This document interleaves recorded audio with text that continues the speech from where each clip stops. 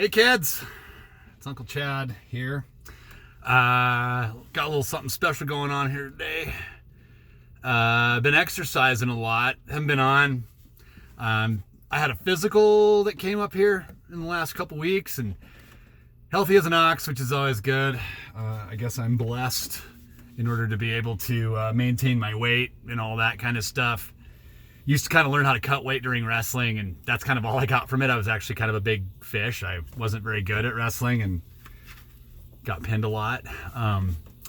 But I did learn how to cut weight, sweat it off, eat a lot of citrus, all that kind of good stuff. So actually weighed in at one point at 192, which is crazy because I was like 195 was kind of my jam through college and military. And now I am like back at that weight, which is totally nuts to think about. But the doctor said every now and then he'll find a person that can actually do better during COVID-19. I guess I'm one of them. So that's why I'm wearing my bike helmet, kind of crossing streams here a little bit. And I got my Tour de France jersey on, Lily and Ophélie in France.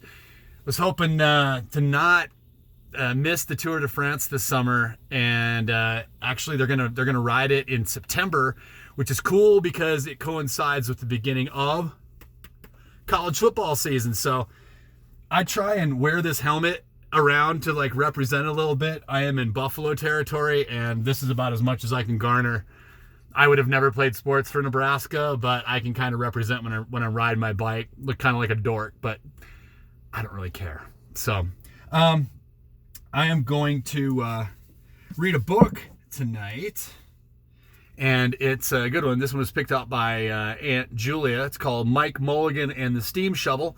And the reason why I'm reading this one is because I was doing a lot of digging this weekend. So besides losing weight, riding my bike, and eating right, and eating a lot of citrus, and drinking a lot of water, I decided to build a little tower in my backyard out of our old water heater. This was the component that I was looking for. This is a 1-inch 6-way cross of black iron. It looks kind of like a heart. It's kind of like, hey, you know, somebody's here. You want to see him look through? Yeah, let me look at that thing. Hey, Corey, what are you doing here? Oh, I just decided to stop by and see what you're up to. You're looking pretty fit these days. So, all right, you want to look at this? Look through this heart, the girl. Yeah, let me take a look. So, you look like, what is he gonna? Wow, that's really cool, Chad. Where'd you find that? I found it online, and I bought it, and I actually ended up buying 2 more because one that I bought from China is evidently still on a boat out in the middle of the Pacific Ocean. I ordered it 3 months ago, and it still hasn't arrived. So I found a couple more of these. One of them is installed already outside. This is an extra. But, Corey, here's my schematic. Wow, that's really cool. Why don't you show everybody, Chad? So that's kind of what it looks like. If you can see, it goes down into the ground. It's a little bit elaborate. It has a red light on top. 50-gallon water heater. And I ended up putting a 10-foot, 1-inch galvanized pipe all the way down into the ground. 8 feet down into the ground is my center post. And then with 4 footers around it, all held together by this. And then I poured about 3 feet of concrete below that. And I've got some other plants to keep that thing upright because I don't want it falling on anybody. Right, Corey? Yeah, that'd be awful to have a tragedy like that around here, right? Exactly. Well, I kind of got to get going and read this book. You gonna stick around, or what do you want to do? Well, I suppose I could stick around one more time, Chad. Okay, I'm gonna put you away. Is that cool? Yeah, go ahead and put me down in my spot. All right. Okay. Mike Mulligan and the Steam Shovel. So, again, I was digging a lot this weekend. Like, I should have gotten more done. We have stuff going on this weekend. And I just got obsessed. I dug a hole, poured the concrete, put in the rebar, got the thing set up. Now I'm letting it cure. I felt like a steam shovel. So, biking, steam shovel. All right, you guys ready? Here we go. All right. Oh my God, I forgot my Forgot to turn our Fitz radio lights on. What am I, nuts? All right, here we go. Mike Mulligan and His Steam Shovel. This is a good book. Story and pictures by Virginia Lee Burton. To Mike. Let's see, can you see? Make sure you can see. Mike Mulligan had a steam shovel, a beautiful red steam shovel. Her name was Mary Ann. Mike Mulligan and Mary Ann had been digging together for years and years. It was Mike Mulligan and Mary Ann and some others who dug the great canals for the big boats to sail through. It was Mike Mulligan and Mary Ann and some others who lowered the hills and straightened the curves to make the long highways for the automobiles. You guys see that? And it was Mike Mulligan and Mary Ann and some others who dug the deep holes for the cellars of the tall skyscrapers in the big cities. When people used to stop and watch them, Mike Mulligan and Mary Ann used to dig a little faster and a little better. I know that feeling. I'm a little bit of a show off. So if I can ride my bike in front of a group of people or dance or do imitations or stuff, like, it's a lot better when you're in front of a group of people than by yourself now, isn't it? Know that feeling. Nothing like good old-fashioned hole digging, as they say on The Simpsons, right?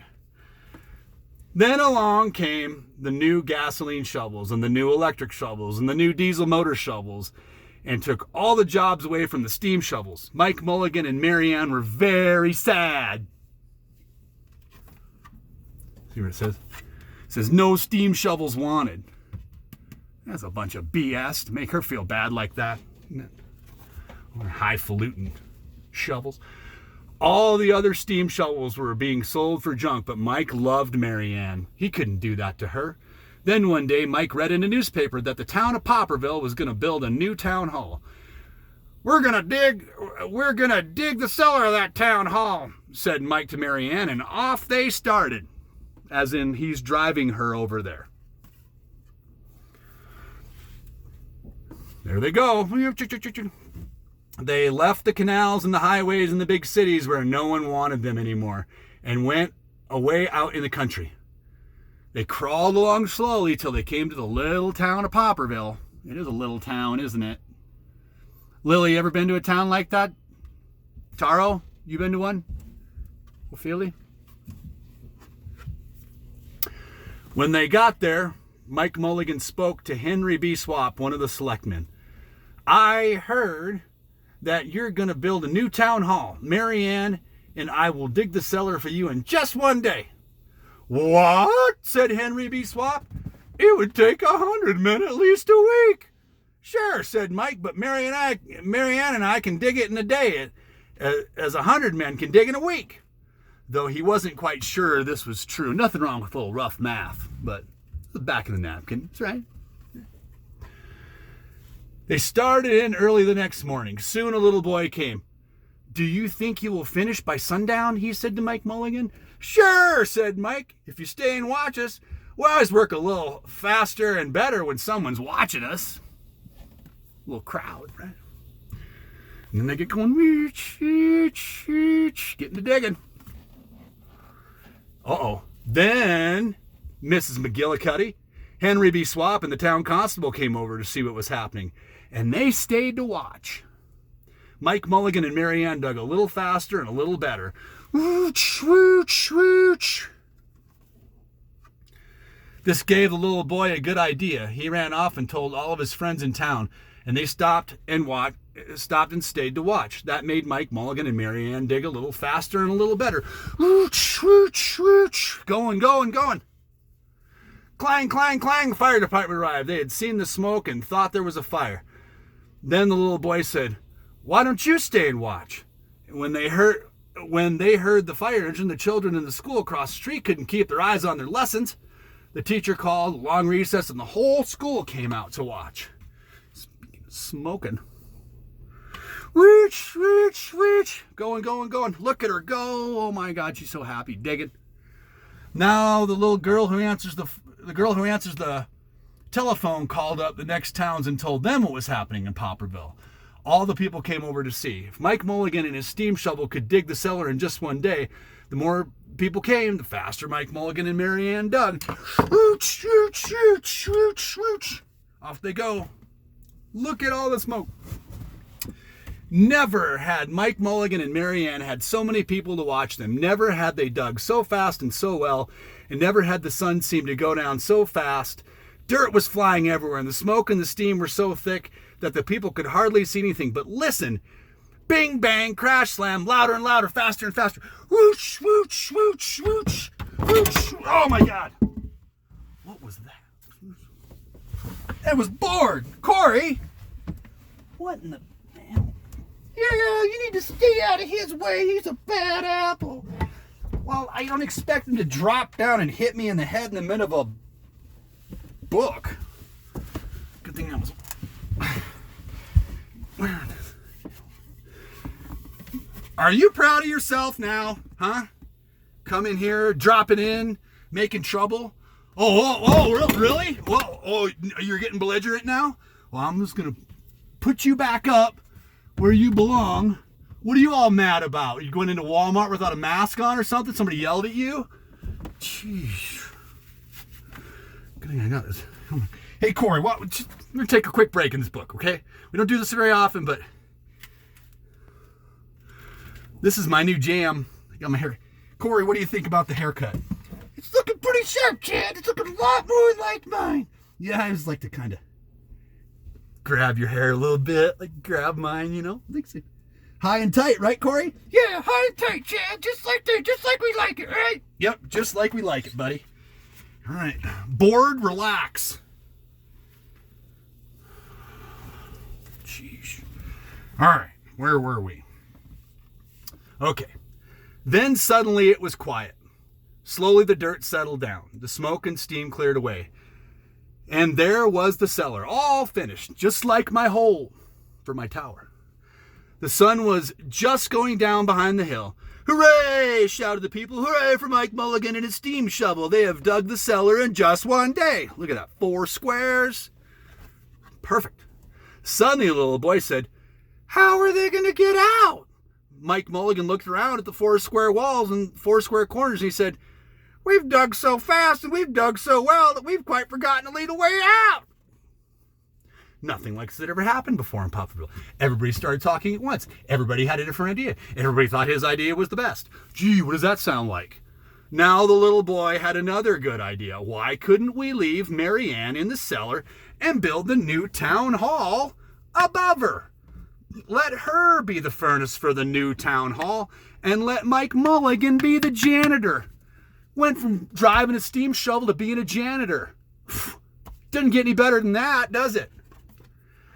Why not? Said all the people. So they found a ladder and climbed down into the cellar to ask Mike Mulligan and Marianne. Not like they could have shouted it from the top, but, you know, go down and get a little bit personal. Why not? Said Mike Mulligan. So it was decided and everybody was happy. There they are. They built the new town hall right over Mike Mulligan and Marianne. It was finished before winter. Now, when you go to Poplarville, be sure to go down to the cellar of the new town hall.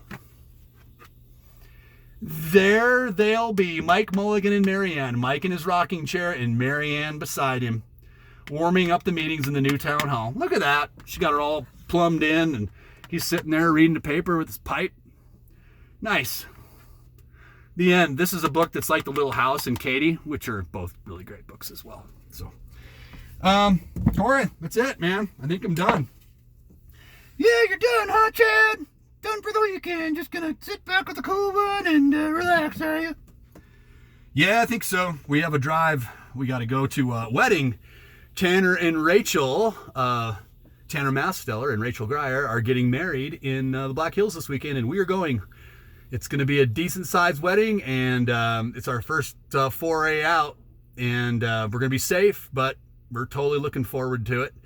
Been waiting for this one for a long, long time. So congratulations to you guys, and I think that's all I got. Corey, got anything else? No, Chad. Everything's good to go here. All right. Well, with that, everybody be good, be safe, and we'll try and do more of these Fits of Radios in the future. Just been real busy, so. Taro, Ophalie, Lily, And congratulations to Uncle Ben. You guys are going to have another little boy to join along with this too. So we'll have 4 now at some point in the future, won't we? We have 2 girls. Marie and Nassim have 2 girls, and now Ben and Aya are going to have 2 boys, which is just always kind of the way it seems to work, doesn't it? So that's really special, Chad. I can't wait to meet him. Me neither, Corey. All right, well, have a good evening. I'll see you guys later. Love you. Bye.